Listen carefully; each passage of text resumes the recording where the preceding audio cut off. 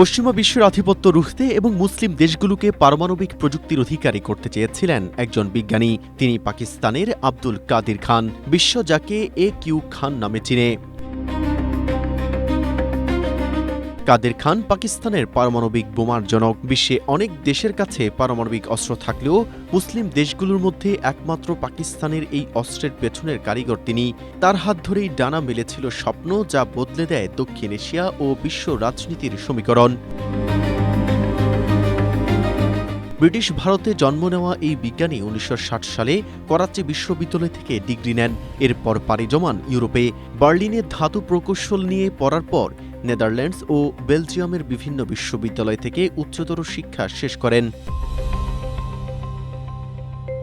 কেরিয়ারের শুরুতেই তিনি যুক্ত হন পারমাণবিক গবেষণায়। ১৯৭৪ সালে নেদারল্যান্ডসের আমস্টারডামে ইউরেনকো নামের একটি পারমাণবিক জ্বালানি সংস্থায় কাজ শুরু করেন আব্দুল কাদির খান।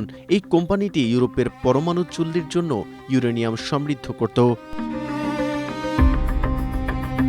আর এখানেই ঘটে মূল ঘটনা। ইউরেনকোতে থাকার সময় তিনি অত্যন্ত গোপনে বিশ্বের সবচেয়ে সেরা সেন্ট্রিফিউজের ব্লু প্রিন্ট বা নকশা হস্তগত করেন।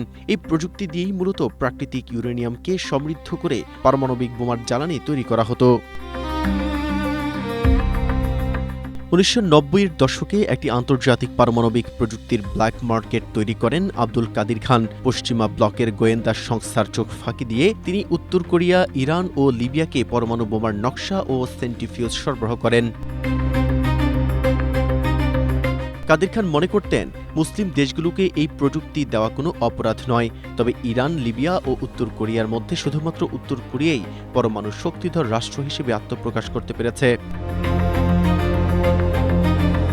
ডক্টর কাদির খান দৃঢ়ভাবে বিশ্বাস করতেন মুসলিম দেশগুলোর কাছে পরমাণু অস্ত্র থাকা আবশ্যক। পশ্চিমাদের চ্যালেঞ্জ জানাতে তিনি ইরান এর পরমাণু কর্মসূচিতে গোপনে সাহায্য করেছিলেন এবং তাদের নকশা সহ সেন্ট্রিফিউজ সরবরাহ করেছিলেন।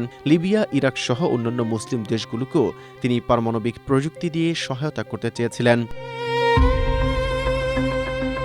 নিজ দেশে ডক্টর খান জাতীয় বীর হিসেবে সমাদৃত ছিলেন, কারণ তিনি পাকিস্তানকে বিশ্বের প্রথম এবং একমাত্র পারমাণবিক শক্তিধর মুসলিম দেশে পরিণত করেছিলেন। তবে পশ্চিমাদের চাপের মুখে ২০০৪ সালে তিনি একটি আন্তর্জাতিক গোপন পারমাণবিক নেটওয়ার্ক পরিচালনার দায় স্বীকার করতে বাধ্য হন এবং তাকে গৃহবন্দী করা হয়। ২০২১ সালের ১০ অক্টোবর ৮৫ বছর বয়সে বিখ্যাত মুসলিম এই বিজ্ঞানী মারা যান। Desk report, Asia post.